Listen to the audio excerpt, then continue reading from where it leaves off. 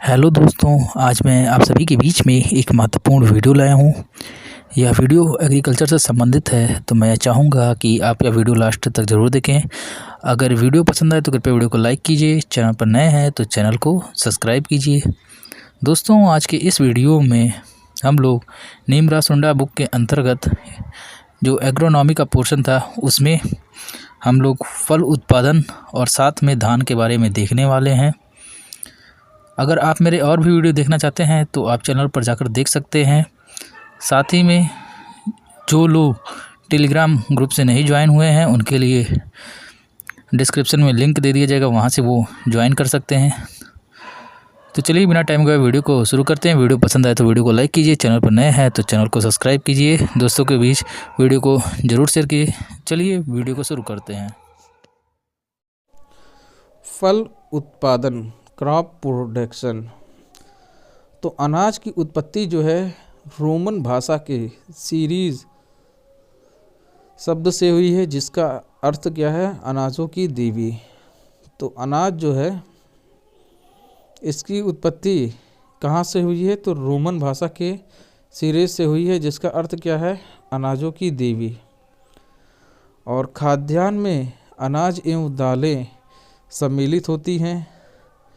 और सबसे अधिक जो होता है लिनोलिक अम्ल जो है हृदय रोगियों के लिए उपयुक्त होता है। और कुसुम में 78.5% व इसके बाद सूरजमुखी में 68% पाया जाता है। तो सबसे अधिक लिनोलिक अम्ल किसके लिए उपयोगी होता है? तो हृदय रोगियों के लिए उपयुक्त होता है। कुसुम में कितना होता है? 78.5% और सूरजमुखी में 68% पाया जाता है। और सबसे अधिक लिनोलेनिक वसीय अम्ल जो है अलसी के तेल में पाया जाता है, जो तेल में जो है दुर्गंध पैदा करता है। अतः अलसी के तेल जो है लंबे समय तक नहीं रखा जा सकता है। सबसे अधिक लिनोलिक वसीय अम्ल किस में पाया जाता है? अलसी में पाया जाता है। इसी वजह से इसको लंबे समय तक नहीं रखा जाता है, क्योंकि ये दुर्गंध उत्पन्न कर देता तेल में। और विश्व में क्षेत्रफल एवं उत्पादन के आधार पर फसलों के क्रम में क्या है? तो गेहूं में सबसे ज़्यादा है, उससे कम चावल में, उससे कम मक्का का क्षेत्रफल है। तो गेहूं का क्षेत्रफल सबसे ज़्यादा, उससे कम चावल, उससे कम मक्का। और उसके बाद उत्पादन में सबसे ज़्यादा चावल, फिर गेहूं, फिर ज्वार और मक्का। विश्व में तो उत्पादन गेहूं का होता है, यहाँ पे थोड़ा गड़बड़ी है, इंडिया में चावल का है। और अनाज वाली फसलों के फल जो है कैरियोप्सिस, और दाल वाली फसलों के फल जो है पोड एवं सरसों का फल क्या है? सिल्कुआ कहलाता है। अनाज वाले फसलों को क्या कहते हैं? फल को कैरियोप्सिस, दाल वाले को पोड कहेंगे, और सरसों के फल को सिल्कुआ कहते हैं। अनाजों में लाइसिन एमिनो अम्ल की जो है कमी होती है, और दालों में जो था मेथियोनिन एमिनो अम्ल की कमी होती है। अनाज में किसकी कमी होती है? तो एमिनो अम्ल की कमी होती है, और दालों में मेथियोनिन एमिनो अम्ल की कमी होती है। और भारत में दाल में जो है चना सबसे महत्वपूर्ण फसल है, और उसके बाद अरहर का स्थान है। और विश्व में सबसे अधिक खाए जाने वाला तेल कौन सा है? तो सोयाबीन है। और क्रॉप लोडिंग क्या होता है? तो तेज़ हवा में फसल का जो है गिरना क्रॉप लोडिंग कहलाता है। वाटर लोडिंग क्या होता है? तो मृदा में सभी रंध्रों में पानी भरने से संबंधित है। क्रॉप लोडिंग में तेज़ हवा में फसल गिर जाता है। वाटर लोडिंग में क्या होता है? तो मृदा में सभी रंध्रों में पानी भरने से संबंधित है। और क्रॉप लॉगिंग में क्या होता है? तो पौधों की उर्वरकता यानी कि नाइट्रोजन एवं वृद्धि के रिकॉर्ड से संबंधित है।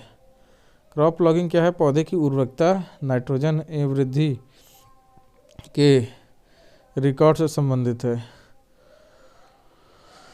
और शस्य संलेख क्या होता है, क्रॉप लॉगिंग, इसको सर्वप्रथम होता है HF क्लेमेंट ने दिया था।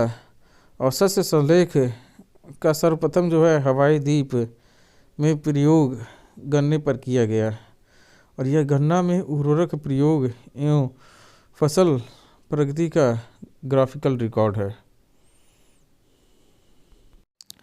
धान, राइस, वानस्पतिक नाम ओराइजा सटाइवा, कुल ग्रेमनी, गुणसूत्र टुयन 24, उत्पत्ति स्थान इंडो बर्मन दक्षिण पूर्व एशिया।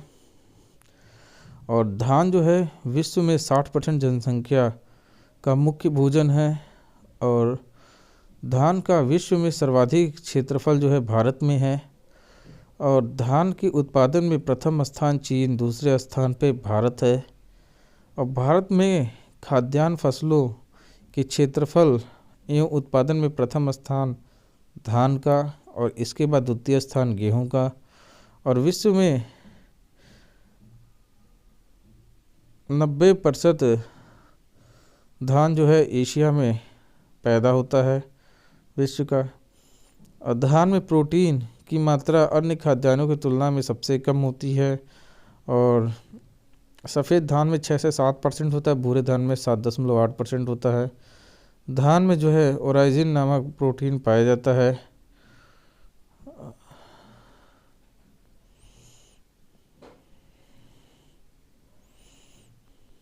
एक किलो धान उत्पादन करने के लिए सर्वाधिक जो है 5000 लीटर पानी की आवश्यकता होती है, जबकि गेहूं व जौ के लिए 400 से 500 लीटर पानी काफ़ी होता है।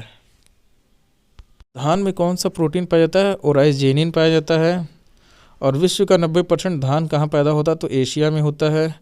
और प्रोटीन इसमें कितना होता है? तो सफ़ेद धान में होता है 6 से 7 और भूरे धान में 7.8% होता है। और उत्पत्ति स्थान क्या है इसका? इंडो बर्मा क्षेत्र है।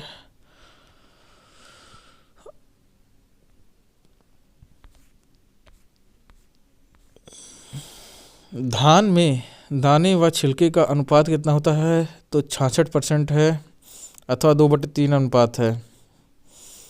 और धान जो होता है स्वपरागित फसल है। धान जो है लघु दिवस एवं C3 पौधा है। और धान जो है अम्लीयता एवं अमोनियम प्रिय पौधा है। और इसके लिए जो होता है 4 से 6 pH मान एवं जो है अम्लीय अमोनियम जो है उर्वरक है, जिसमें अमोनियम सल्फेट आता है, अमोनियम क्लोराइड आता है, एनहाइड्राइड अमोनिया उपयुक्त है। तो धान जो है अम्लीय एवं अमोनिया प्रिय पौधा है। और pH कितना चाहिए होता है? 4 से 6। और अमोनियम उर्वरक ammonium sulphate, ammonium chloride, anhydride ammonia उपयुक्त है। और धान के दाने को जो होता है कैरियोप्सिस कहते हैं। और धान की जो है प्रथम बौनी जीन कौन सी है? DG वो जीन है। और धान के तने को कल्म व पुष्पक्रम को जो है पेनिकल कहते हैं। धान में सुगंधित जो होता है सुगंध जो आता है वो डाई एसिटाइल 1 जो होता है प्रोपेलाइन के कारण होता है। और धान के दाने का परीक्षण वजन कितना होता है? 25 ग्राम होता है। और बासमती धान का परीक्षण वजन कितना होता है? 21 ग्राम होता है। और धान की फसल में विनाइट्रीकरण व निश्चालन नुकसान रोकने के लिए उर्वरक अपचयित क्षेत्र में जो होता है डाला जाता है। और सबसे अधिक जो होता है नाइट्रोजन का नुकसान जो होता है विनाइट्रीकरण द्वारा होता है। और सामान्यतः 1 हेक्टेयर धान की बुआई हेतु नर्सरी जो है 1000 मीटर स्क्वायर क्षेत्र पर्याप्त होता है। यानी धान की बुआई के लिए कुल क्षेत्रफल का 1/10वां भाग नर्सरी हेतु पर्याप्त रहता है। और धान के खेत से मीथेन गैस निकलती है। और धान के साथ ढेंचा उगाकर जो है 25 से 30 दिन बाद जो है धान की खड़ी फसल में हल चलाकर मिट्टी में मिलाना जो है ब्राउन मैन्योरिंग कहलाता है। और धान एक अर्ध जलमग्न जो होता है पौधा है, वह ऑक्सीजन जो होता है पत्तियों में उपस्थित एरेनकाइमेटस ऊतकों द्वारा ग्रहण करता है। और विश्व में हाइब्रिड धान में चीन का जो है द्वितीय, चीन का प्रथम, भारत का द्वितीय है। तो हाइब्रिड धान में चीन प्रथम, भारत द्वितीय है। और धान के खेतों से कौन सी गैस निकलती है? तो मीथेन गैस निकलती है। धान के दाने का परीक्षण वजन कितना होता है? 25 ग्राम होता है। बासमती का 21 ग्राम होता है। धान की प्रथम बोनी जीन कौन सी है? डीजीवोजीन है। और धान के दाने को कैरियोप्सिस कहते हैं। और धान कैसा पौधा है? तो लघु दिवस EOC3 पौधा है, स्वपरागित फसल है। और धान के दाने और छिलके का अनुपात कितना है? 2/3 है। और फल, धान का दाना जो है क्या कहलाता है? तो कैरियोप्सिस कहलाता है। और धान में जो सुगंध होता है किसकी वजह से होता है? तो डाई एसिटाइल 1 प्रोपेलाइन के कारण होता है। और 1 हेक्टेयर धान की बुआई के लिए नर्सरी जो है 1000 मीटर स्क्वायर जो है क्षेत्र पर्याप्त होता है। और धान जो है अर्ध जलमग्न पौधा है, वह ऑक्सीकृत पत्तियों में उपस्थित अरेनकाइमेटस ऊतकों द्वारा ग्रहण करता है ऑक्सीजन। जलवायु, धान जो है उष्ण व नम जलवायु का पौधा है।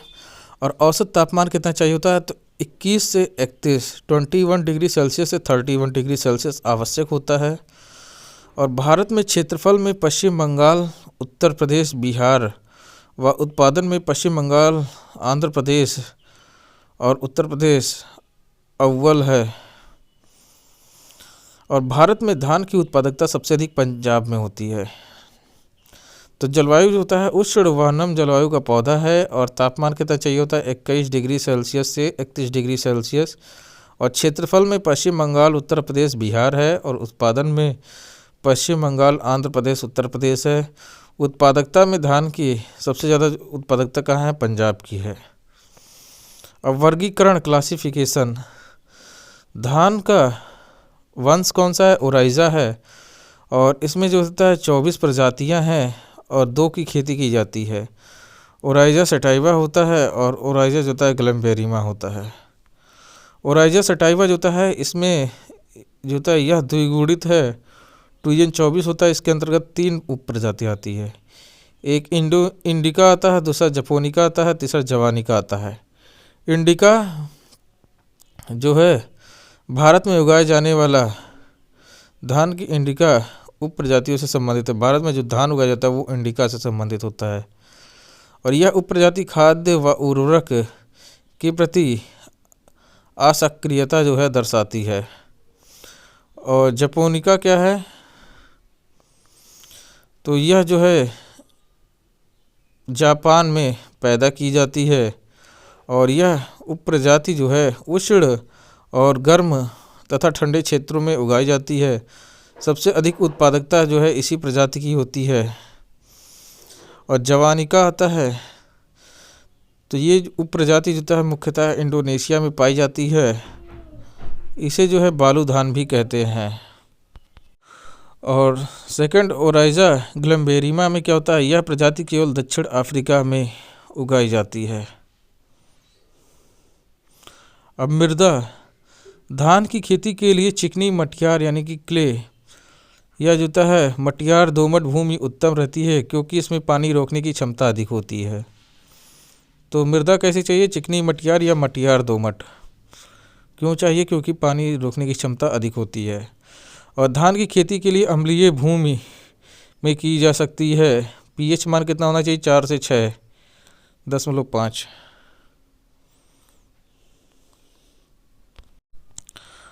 और उत्तर पूर्व भारत में धान की खेती जो है 3 मौसम में की जाती है।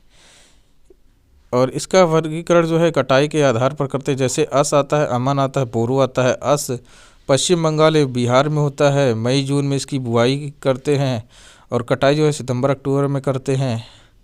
और अमन या अघानी कहते हैं इसको।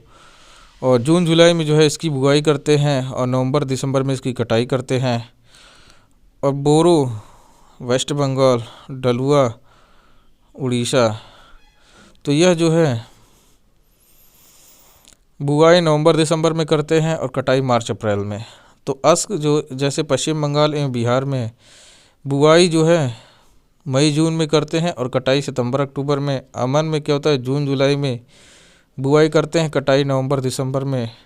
और बोरो या ढलुआ में जो होता है वेस्ट बंगाल और उड़ीसा में, तो बुआई जो है नवंबर दिसंबर में और कटाई मार्च अप्रैल में करते हैं। भारत में 84% जो क्षेत्रफल है उस पर जो है जून जुलाई में जो है धान उगाया जाता है। और जब जून जुलाई में धान उगाया जाता है तो उसे क्या कहते हैं, तो उसे अमन कहते हैं। 3 होता है ना, अस अमन बोरो, तो अमन जो है वही भारत की जो है 84% क्षेत्रफल पर जो है उगाया जाता है। और समय कौन सा रहता है, तो जून जुलाई रहता है।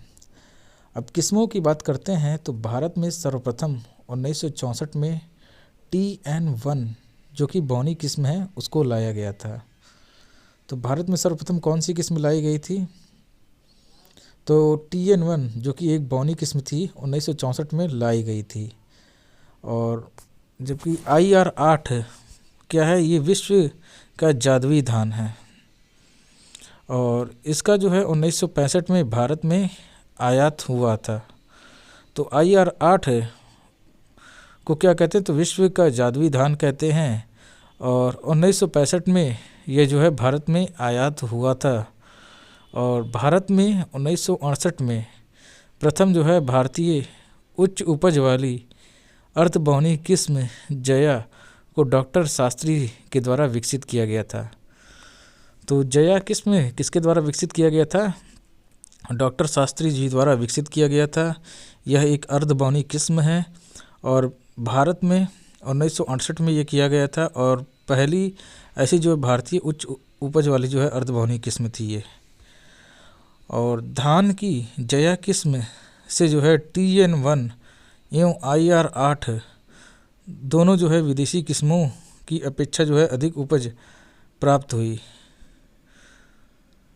तो जो धान की जया किस्म है उससे जो है TN1 एवं IR8 दोनों विदेशी किस्मों की अपेक्षा अधिक उपज प्राप्त हुई और इसलिए जया किस्म को भारत का जादुई धान कहा जाता है। जया धान में जो है ज़्यादा प्रोडक्शन हुआ था। और माही सुगंधा ARS बांसवाड़ा राजस्थान से निकाली गई किस्म है। और बाला साकेत कंचन जो है सूखा सहनशील किस्म है। और कावेरी खुशबू सीता पद्मा पंकज चंबल रत्ना जया पूषा 221 धान की जो है प्रथम बौनी किस्म जो जीन थी वो कौन सी है, धान की प्रथम बौनी जीन कौन सी थी, DG वो जीन थी। जगन्नाथ व सत्तारी धान की प्रथम उत्परिवर्तित यानी कि म्यूटेंट किस्म है।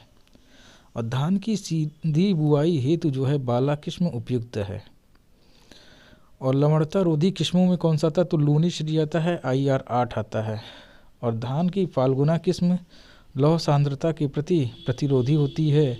और अधिक जल में उगने वाली किस्म कौन सा है, जलमग्न है। तो जगन्नाथ व सत्तारी क्या है, धान की प्रथम उत्परिवर्तित यानी कि म्यूटेंट किस्म है। और धान की सीधी बुआई हेतु बाला किस्म उपयुक्त है। और लवणता रोधी किस्म में कौन सा था, लूनी श्री आता है, IR8 आता है। और धान की फाल्गुना किस्म लौह सांद्रता के प्रति प्रतिरोधी है। और अधिक जल में उगने वाली किस्म कौन सी है, जलमग्न है। और चीन में 1974 में प्रोफेसर लॉन्गपिंग यान के द्वारा संकर धान की किस्में जो है विकसित की गई थी, इसलिए इनको विश्व में फादर ऑफ हाइब्रिड राइस के नाम से जाना जाता है। तो फादर ऑफ हाइब्रिड राइस के नाम से किसे जाना जाता है, तो प्रोफेसर लॉन्गपिंग यान को। कहाँ के हैं, तो चीन के हैं। और भारत में संकर धान की प्रथम किस्म जो है 1994 में CORH1 और MGR1 थी। तो भारत की जो संकर धान की प्रथम किस्म थी कौन सी थी, CORH1 या जिसको MGR1 भी कहते हैं, 1994 में जो है विकसित हुई थी।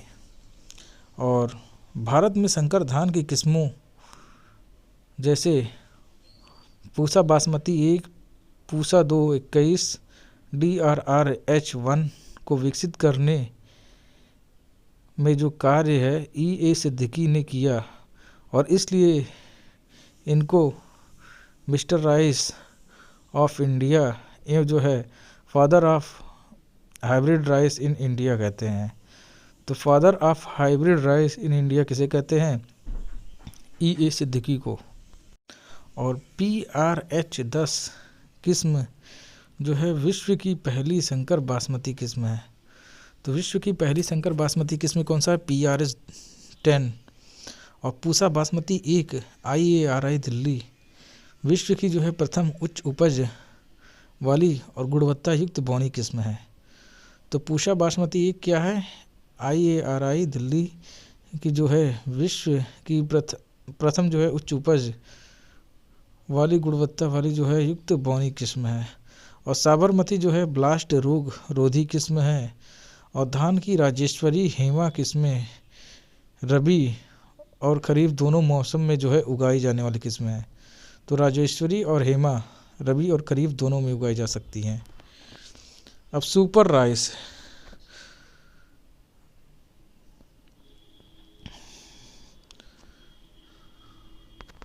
GS खुश के द्वारा IRRI मनीला फिलीपींस में सुपर राइस को खोजा गया था जो सामान्य से 10 से 15% अधिक जो है उपज देती है। और सुनहरा धान गोल्डन राइस, यह अवधारणा जो है इंगो पोट्रिक्स एंड पीटर बेयर ने 1990 में विकसित किया था। तो GS खुश किससे संबंधित है? तो सुपर राइस से। और सुनहरे धान से कौन संबंधित है?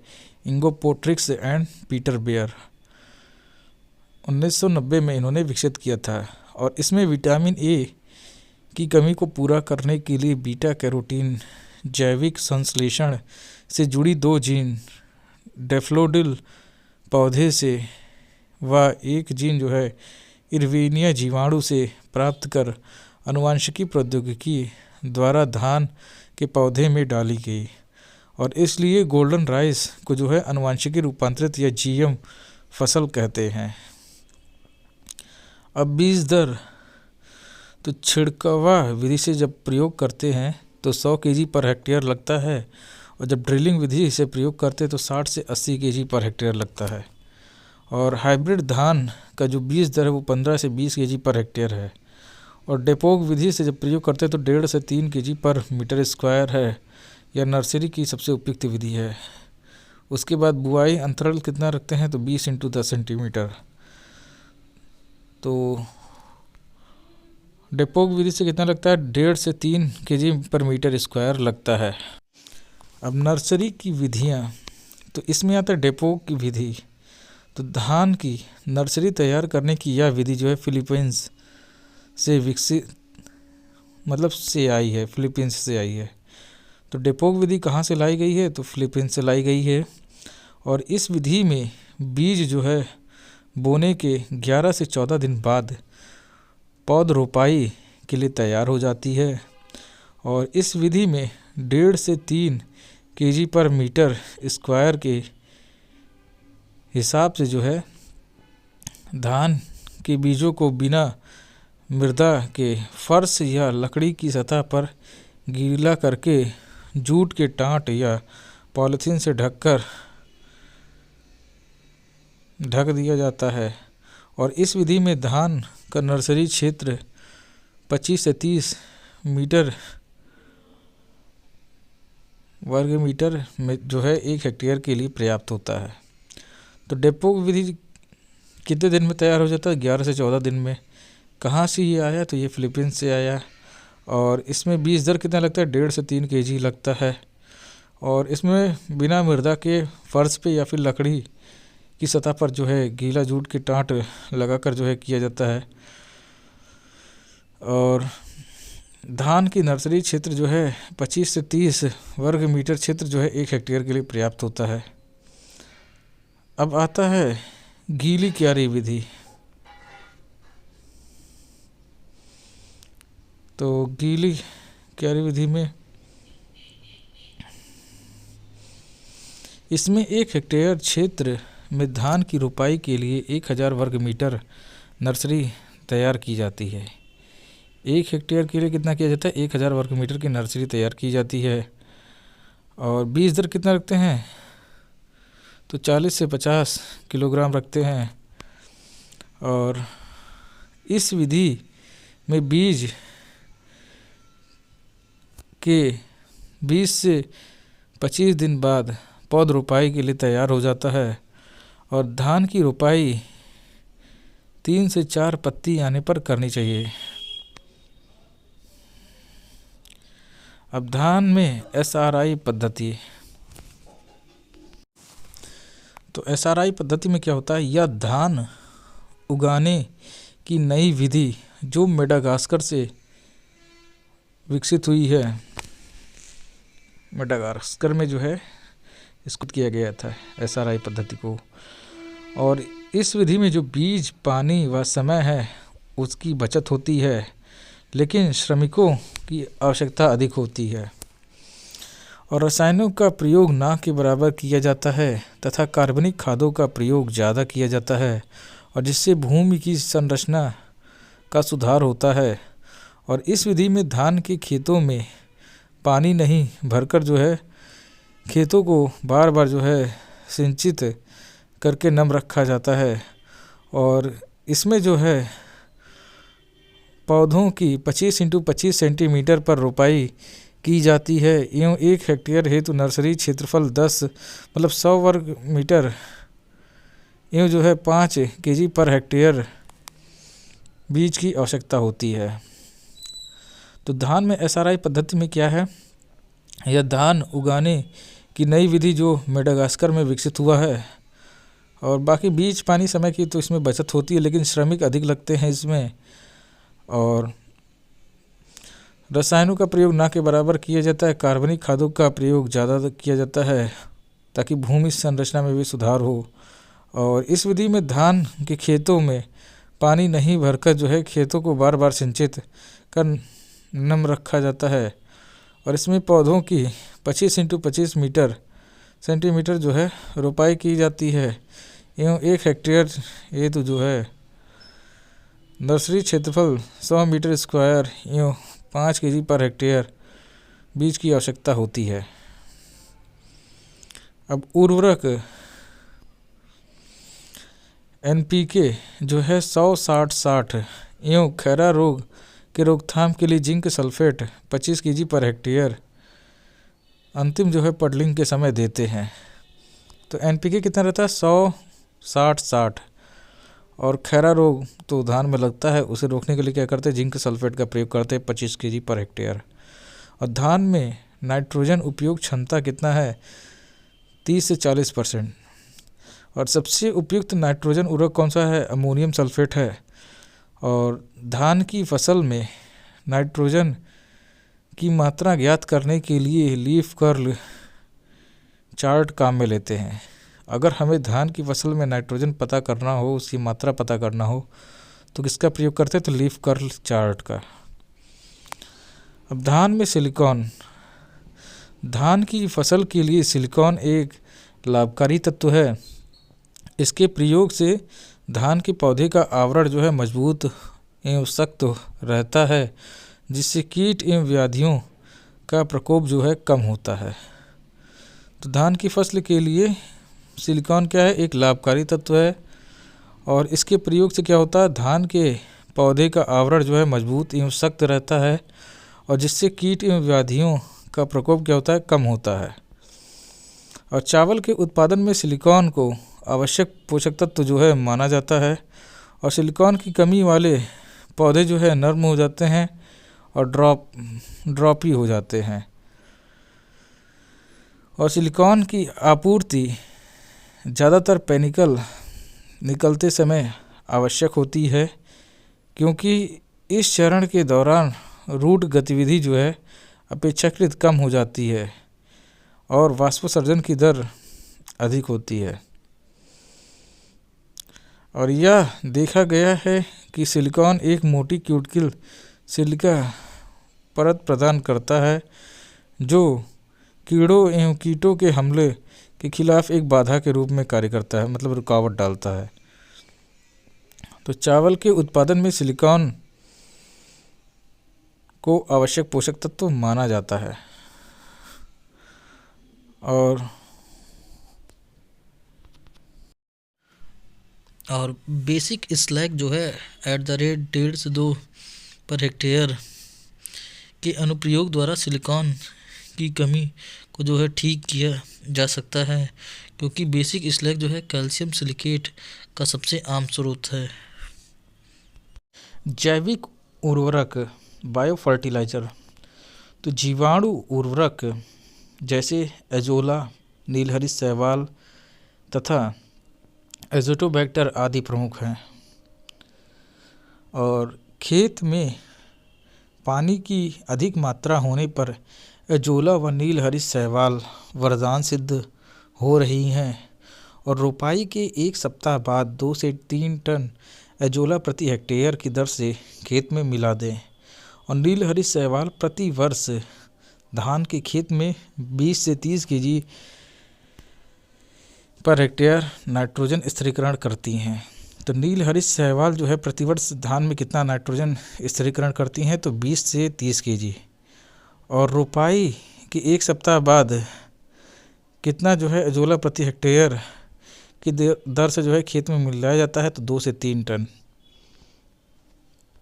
अब सिंचाई जो होता है, तो जलमांग कितना चाहिए होता है? जलमांग जो है 900 से 2500 mm चाहिए होता है। और धान के खेतों में 5 सेंटीमीटर पानी हमेशा रहना चाहिए एवं पकाई से 2 से 3 सप्ताह पूर्व इसे हटा देना चाहिए। तो सिंचाई में क्या है, जलमांग कितना चाहिए होता है? 900 से 2500 mm।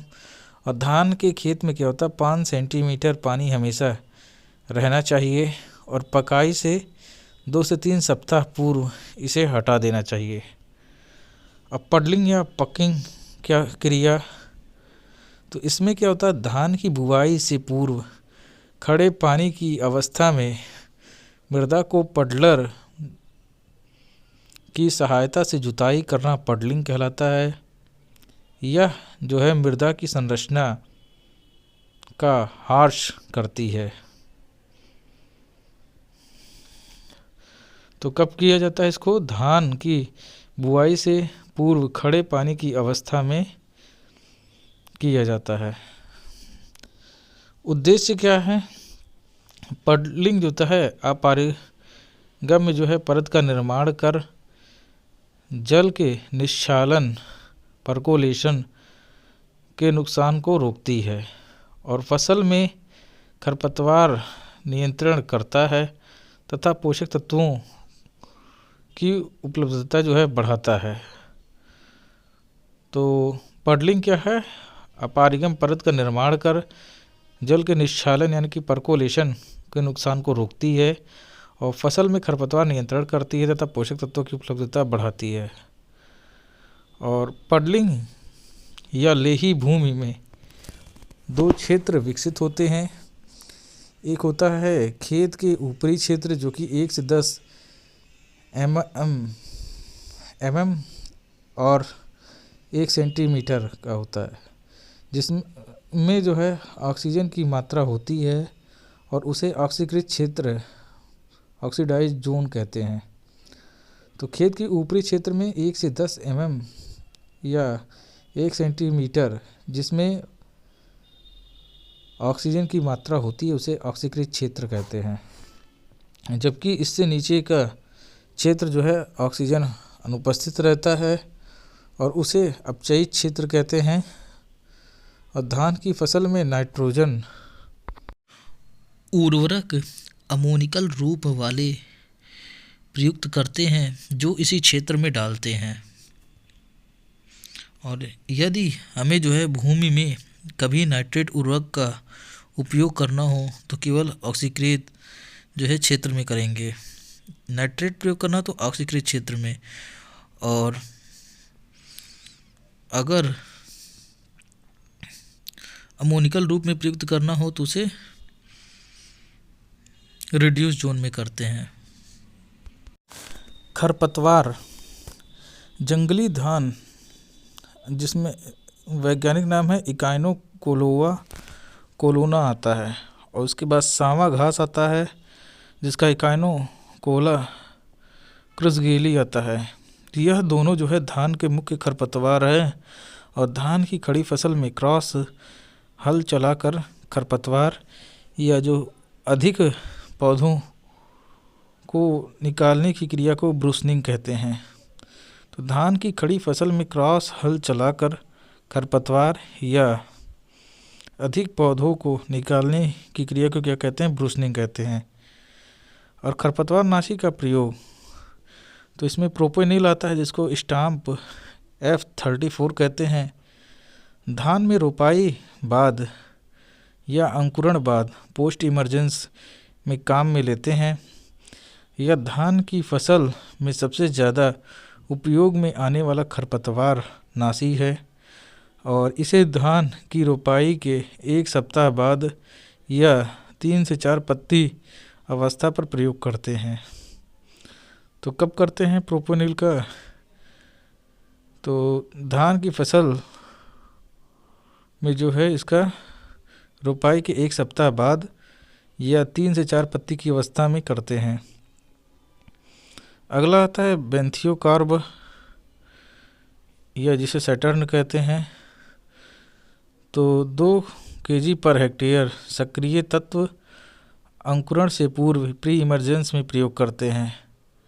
तो 2 kg पर हेक्टेयर सक्रिय तत्व अंकुरण से पूर्व क्या होता है? प्रयोग करते हैं। और फिर ब्यूटाक्लोर या मचेटी आता है, तो इसमें 1.5 किलो जो होता है पर हेक्टेयर अंकुरण से पूर्व प्रयोग करते हैं। उसके बाद एनिल फॉस आता है, 2 kg पर हेक्टेयर अंकुरण से पूर्व प्रयोग करते हैं। उसके बाद नाइट्रोफेन आता है, इसको अंकुरण से पूर्व काम में लेते हैं।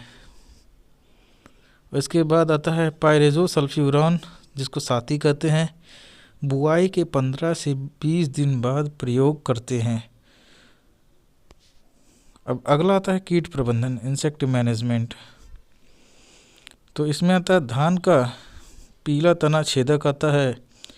यह धान का एकल भक्षी एवं प्रमुख कीट है, और इसकी लटें जो हैं पौधे के तने पर छेद कर मुख्य प्रवाह को जो है सुखा देती हैं, और जो डेड हर्ट कहलाता है। और जिन पौधे पर इस कीट का प्रकोप जल्दी होता है उनमें बालियां दाने के बिना रह जाती हैं, और जिसे सफ़ेद बाली कहते हैं। और इस कीट से धान की बासमती किस्म सर्वाधिक प्रभावित होती है। तो पीला तना छेदक में क्या होता है? यह धान का एकल वच्छी प्रमुख कीट है, और इसकी लटें जो है पौधे के तने पर छेद करके मुख्य प्रवाह को सुखा देती हैं, डेड हर्ट कहलाता है। और जिन पौधों पर इस कीट का प्रकोप जल्दी होता है उनमें बालियां जो हैं दाने के बिना रह जाती हैं, और जिसे सफ़ेद बाली कहते हैं। और इस कीट से क्या होता है? धान की बासमती किस्म में सर्वाधिक प्रभावित होती है। नियंत्रण के लिए क्या करना चाहिए? नर्सरी अवस्था में इस कीट की मादा पौधे की पत्तियों के ऊपरी टिप पर जो है अंडे देती हैं, अतः पौधे की जो है लीफ टिप को काटकर जला देना चाहिए। और इस कीट के लार्वा धान के पौधे के डंठलों में सुसुप्ता अवस्था में रहते हैं, अतः डंठलों को जलाकर नष्ट कर देना चाहिए।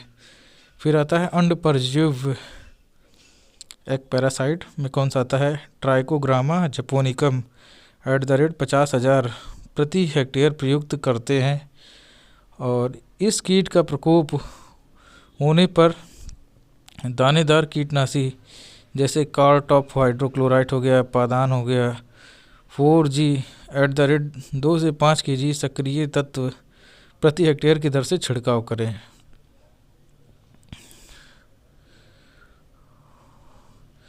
अब धान का गंधी बग, तो इस कीट को स्पर्श करने पर एक प्रकार का दुर्गंध छोड़ता है, इसलिए इसका नाम जो है गंधी बग पड़ा। लेप्टोकोरिसा एक्यूटा आता है साइंटिफिक नेम इसका। और इस कीट के निम्फ एवं प्रौढ़ धान के दानों में दूध बनते समय दानों का रस चूसते हैं और जिससे बालियां दानों रहित रह जाती हैं। और इस कीट के नियंत्रण के लिए malathion 50 EC @ 625 ml per hectare की दर से प्रयोग करें। तो धान का गंधी बग लेप्टोकोरिसा एक्यूटा आता है और इस कीट को स्पर्श करने पर एक प्रकार की दुर्गंध जो है यह रिलीज करता है और इसलिए इसका नाम क्या पड़ा है, गंधी बग पड़ा है। और इस कीट के निम्फ एवं प्रौढ़ धान के दाने में जो है दूध बनते समय दानों का रस चूसते हैं और जिससे बालियां जो है दाने रहित रह जाती हैं। नियंत्रण के लिए मैलाथियान प्रयोग किया जाता है। अब धान का हिस्पा कीट आता है, डाइक्लोडिस्पा आर्मिजेरा। तो यह भी जो है धान में कोलियोप्टेरा गण का नीले रंग का बीटल है। ब्लू रंग का बीटल कौन सा, धान का हिस्पा कीट। और फिर आता धान का भूरा फुदका नीला पर्वता लुगेंस। इस कीट से प्रभावित धान के खेत में हॉपर बर्न लक्षण दिखाई देते हैं तथा यह कीट जो है धान में वायरस जनित ग्रासी स्टंट रोग का वाहक है। तो धान का भूरा फुदका नीला पर्वता लुगेंस में क्या होता है, इस कीट से प्रभावित धान के खेत में हॉपर बर्न लक्षण दिखाई देते हैं तथा यह जो है कीट धान में वायरस जनित ग्रासी स्टंट रोग का वाहक है। नियंत्रण के लिए क्या करते हैं, इस कीट के नियंत्रण हेतु धान की बुवाई अधिक अंतराल पर करते हैं और इमिडाक्लोप्रिड दवा जो है 100 ml प्रति हेक्टेयर की दर से छिड़काव करते हैं। और अगला आता है धान का केज वर्म निम्फुला डिप्यूकैटिलिस। तो यह लेप्टोप्टेरा गण का धान में एक प्रमुख कीट है जो धान के पौधों पर केज बनाकर जो है समूह में लटका रहता है। तो कौन सा कीट केज बनाकर समूह में लटका रहता है, तो धान का केज वर्म। और किस गढ़ से संबंधित है, तो लेप्टोप्टेरा गढ़ से। और धान का गाल मिज और सीलिया ओराइजी, यह धान के पौधे पर silver suit and onion leaf like जो है लक्षण प्रकट करता है। तो धान का गाल मिज क्या है, सिल्वर सूट या ओनियन लीफ लाइक लक्षण प्रकट करता है। अब सातवां आता है ग्रीन लीफ हॉपर नेफ्टोट्रिक्स विरसेंस। यह धान के पौधों में वायरस जनित व्याधि टुंडो डिजीज को फैलाता है। तो टुंडो डिजीज कौन फैलाता है, तो ग्रीन लीफ हॉपर फैलाता है। और फिर आता है धान का थ्रिप्स। तो धान का थ्रिप्स क्या है, यह नर्सरी अवस्था का महत्वपूर्ण कीट है। अब आता है रोग डिजीज। तो धान का जो है भूरा पत्ती धब्बा रोग आता है जिसको ब्राउन लीफ स्पॉट कहते हैं। तो धान का यह रोग जो है हेलिमेंथोस्पोरियम ओराइजी नामक फफूंद द्वारा होता है। अन्य नाम क्या है, ड्रोसेलेरा ओराइजी है और कोचिलोब्यूलस मायाबिनस परफेक्ट इसका स्टेज है। और संक्रमक जो कोनिडिया के द्वारा होता है। और धान में इस बीमारी के कारण 1943 में क्या था, भयंकर अकाल आया था। ये चीज़ पूछता है कि धान में किस बीमारी के कारण 1943 में भयंकर अकाल आया था, तो धान का भूरा पत्ती धब्बा रोग जो किस फफूंद द्वारा होता है, तो हेलिमेंथोस्पोरियम ओराइजी नामक फफूंद से होता है। और सेकंड आता है धान का ब्लास्ट रोग। तो यह धान का जो है मुख्य बीमारी है तथा पायरिकुलेरिया ओराइजी नामक कवक से फैलती है और प्रचंड संक्रमण होने पर पूरी फसल विस्फोट से जली हुई दिखाई देती है और इसलिए इसका नाम ब्लास्ट पड़ा था। यह हवा द्वारा फैलता है तथा इस रोग से प्रभावित धान कि पौधे में पेनिकल के पास गलन होकर कॉलर रॉट या रॉट नेकन के लक्षण दिखाई देते हैं। तो धान में ब्लास्ट रोग जो होता है पायरिकुलेरिया ओराइजी नामक कवक से फैलता है। विस्फोट हुआ सा दिखाई देता है। किससे फैलता है? हवा द्वारा फैलता है। और प्रभावित जो धान का पौधा है पेनिकल के पास गलन होकर कॉलर रॉट या रॉट नेकन के लक्षण दिखाई देते हैं। और जीवाणु पत्ती झुलसा रोग, जिसको बैक्टीरियल लीफ ब्लाइट कहते हैं, यह रोग जेंथोमोनास ओराइजी जीवाणु द्वारा होता है और इसकी जो है नर्सरी में विनाशकारी अवस्था को क्रेसेक रोग भी कहते हैं। और पौधे में बैक्टीरियल व्याधि का पता लगाने के लिए ओज टेस्ट किया जाता है और इसकी रोकथाम हेतु 0.01% और स्ट्रेप्टोसाइक्लिन एवं 0.3% जो है कॉपर ऑक्सीक्लोराइड का संयुक्त रूप से मिलाकर स्प्रे करते हैं। तो जीवाणु पत्ती झुलसा रोग, जिसको बैक्टीरियल लीफ ब्लाइट कहते हैं, यह रोग जेंथोमोनास ओराइजी जीवाणु द्वारा होता है और रोकथाम के लिए 0.01% स्ट्रेप्टोसाइक्लिन एवं जो होता है 0.3% कॉपर ऑक्सीक्लोराइड का जो है प्रयोग करें संयुक्त रूप से।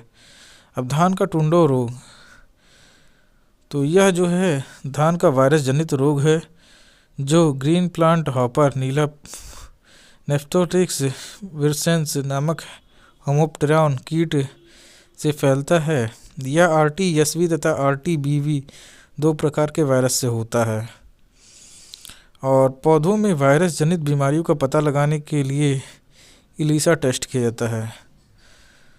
और यह रोग जो है डाइटेलेनकस एंगस्टस नामक सूत्रकृमि द्वारा होता है। अब धान का खैरा रोग, तो यह जो है जलमग्न खेतों में जस्ते की कमी के कारण होता है और इस रोग का पता सर्वप्रथम YL निन ने 1966 में पंतनगर में लगाया था और इस रोग के लक्षण रोपाई के 2 से 3 सप्ताह में दिखाई देते हैं और जिसमें पत्तियां पीली पड़ जाती हैं एवं पत्तियों पर कत्थई रंग के जो है धब्बे उभरने लगते हैं, पीली पड़ने लगती हैं और कत्थई रंग के धब्बे उभरने लगते हैं और पौधे की वृद्धि रुक जाती है। नियंत्रण के लिए 5 किलोग्राम जिंक सल्फेट का जो है प्रयोग मिलाना चाहिए प्रति हेक्टेयर के दर से। तो धान का खैरा रोग जो है जिंक की कमी से होता है। पता किसने किया था? YL निन ने किया था। कहाँ किया था? पंतनगर में। कब किया? तो 1966 में। और लक्षण क्या है? पत्तियां पहले पीली पड़ती हैं और बाद में क्या होता है कत्थई रंग के धब्बे उभरने लगते हैं और वृद्धि रुक जाती है और 5 kilogram per hectare zinc sulphate का प्रयोग करें। अब 7वां आता है धान में ब्राउनिंग। तो धान में लोहे की विषाक्तता धान की ब्राउनिंग व्याधि के रूप में जानी जाती है और लोहे की विषाक्तता की शुरुआत पत्ती युक्तियों में बैंगनी रंग की उपस्थिति की विशेषता है और अतः अंत में जो है एक झुलसा हुआ रूप है। तो धान में ब्राउनिंग में क्या होता है? धान में लोहे की विषाक्तता धान की ब्राउनिंग व्याधि के रूप में जानी जाती है और लोहे की विषाक्तता की शुरुआत पत्ती युक्तियों में बैंगनी रंग की उपस्थिति की विशेषता है और अंत में एक झुलसा हुआ रूप है। अब हाइब्रिड चावल 1970 के अंतिम दशक में संकर चावल को सबसे पहले चीन ने जो है साइटोप्लाज्म नर बांझपन प्रजनन क्षमता जीन प्रणाली का उपयोग करके विकसित किया है। तो कौन सी चीज़ का उपयोग करके विकसित किया था? तो चीन ने साइटोप्लाज्म नर बांझपन प्रजनन क्षमता जीन प्रणाली का उपयोग करके विकसित किया था 1970 के अंतिम दशक में। और चीन के बाद भारत जो है व्यावसायिक हाइब्रिड चावल उत्पादन में दूसरा देश है। और किस्में कौन सी हैं? MGR1 जिसको TN भी कहते हैं, APRH1 आता है, APRH2 आता है आंध्र प्रदेश और KRH1 कर्नाटक से संबंधित है। और PHB 71 एक हाइब्रिड चावल है जो निजी संगठन द्वारा विकसित किया गया है। तो निजी संगठन द्वारा विकसित चावल की एक हाइब्रिड किस्म कौन सा है? तो PHB 71 है। अब चावल का प्रसंस्करण, प्रोसेसिंग, तो इसमें आता है मिलिंग आता है।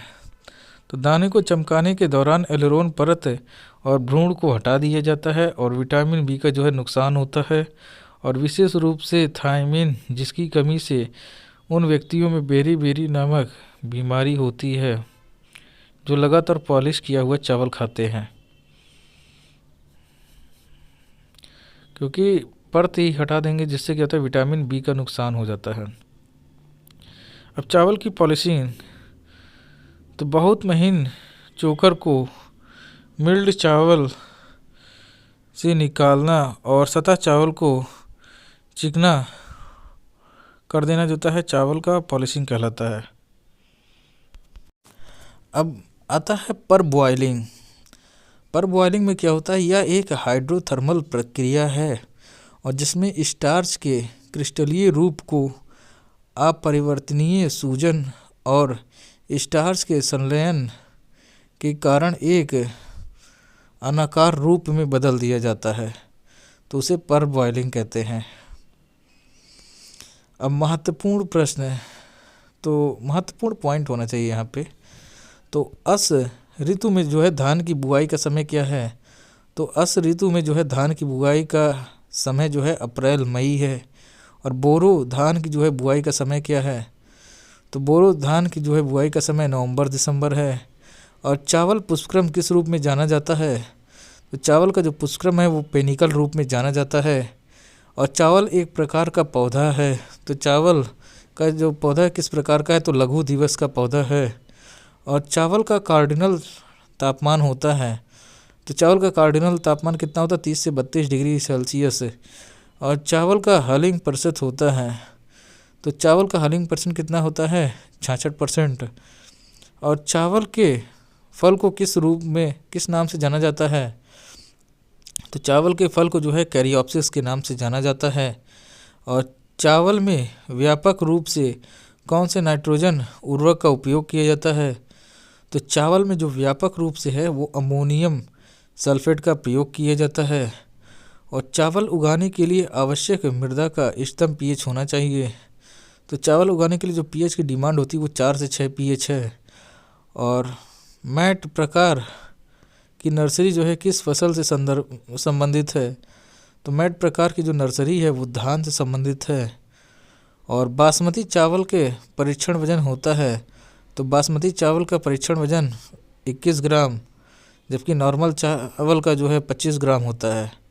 और दुनिया में चावल का अधिकतम निर्यात करने वाला देश कौन सा है? तो दुनिया में चावल का अधिकतम निर्यात करने वाला देश थाईलैंड है।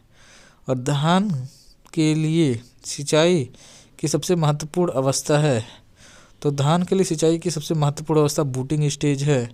और धान के लिए जो है बायो फर्टिलाइज़र काम में लेते हैं, तो धान के लिए कौन सा बायो फर्टिलाइज़र काम में लेते हैं? एजोला। और डेपोक विधि से पौधा रोपाई हेतु तैयार हो जाता है, तो डेपोक विधि से जो पौधा है रोपाई हेतु 11 से 14 दिन में तैयार हो जाता है। और चावल में सबसे प्रमुख खरपतवार प्रजाति होती है, तो चावल में सबसे प्रमुख खरपतवार कौन से होते हैं? इकाइनोकोला स्पीसीज है। और चावल की सफ़ेद आँख रोग का कारण क्या है? तो चावल में जो सफ़ेद आँख रोग है वो जो है Fe की कमी से होता है। और चावल के खेत से निकलने वाली गैस है, तो चावल के खेत से कौन सी गैस निकलती है? तो मीथेन निकलता है। और चावल में अकीकोची रोग का कारण क्या है? तो चावल में जो अकोची रोग है उसका कारण हाइड्रोजन सल्फाइड की विषाक्तता है। और धान की फसल में सबसे ज़्यादा नाइट्रोजन की हानि किससे होती है? तो धान की फसल में सबसे ज़्यादा नाइट्रोजन की हानि नाइट्रिफिकेशन द्वारा होती है। और पैरा एवं उत्तरा जो है फसल प्रणाली का संबंध है, तो पैरा एवं उत्तरा फसल प्रणाली का संबंध क्या है? चावल से। और चावल की जो है पर बॉयलिंग किस विटामिन का संरक्षण करती है? चावल का जो पर बॉयलिंग है ये विटामिन B12 का संरक्षण करती है। और धान की डेपोक विधि में बीज दर रखते हैं, तो धान की डेपोक विधि में बीज दर कितना लगता है? 1.5 से 3 kg पर मीटर स्क्वायर। और धान की 1 हेक्टेयर क्षेत्र हेतु डेपोक विधि में पौध तैयार के लिए आवश्यक क्षेत्र है। तो 1 हेक्टेयर जो क्षेत्र है उसके लिए कितना पौध चाहिए होता है? तो 25 से 30 मीटर स्क्वायर का है। और भारत का चमत्कारी चावल कौन सा है? मिरेकल राइस भारत का कौन सा है? तो जया है। और चावल में बौनेपन के लिए जिम्मेदार जीन कौन सा है? तो चावल में बौनेपन के लिए जिम्मेदार जीन डीजीवो जीन है। और चावल की बुआई के लिए पौध से पौध की दूरी रखते हैं। तो चावल की बुआई के लिए पौध से पौध की दूरी जो है वो 20 × 10 सेंटीमीटर रखते हैं। और धान में खैरा बीमारी का कारण क्या है? तो धान में खैरा बीमारी के कारण जिंक की कमी है। और धान्य फसलों में रिक्लेमेशन बीमारी का कारण है।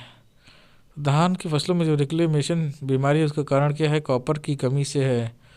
और कौन से चावल के दाने को अतिरिक्त लंबा कहा जाता है? तो 7 mm से अधिक जो है चावल के दाने को जो है अतिरिक्त लंबा कहा जाता है।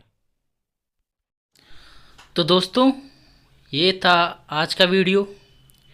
अगर वीडियो आपको पसंद आए तो कृपया वीडियो को लाइक कीजिए। अगर चैनल पर नए हैं तो चैनल को सब्सक्राइब कीजिए। मिलते हैं हम आपसे अगले वीडियो में। तब तक के लिए टाटा बाय बाय।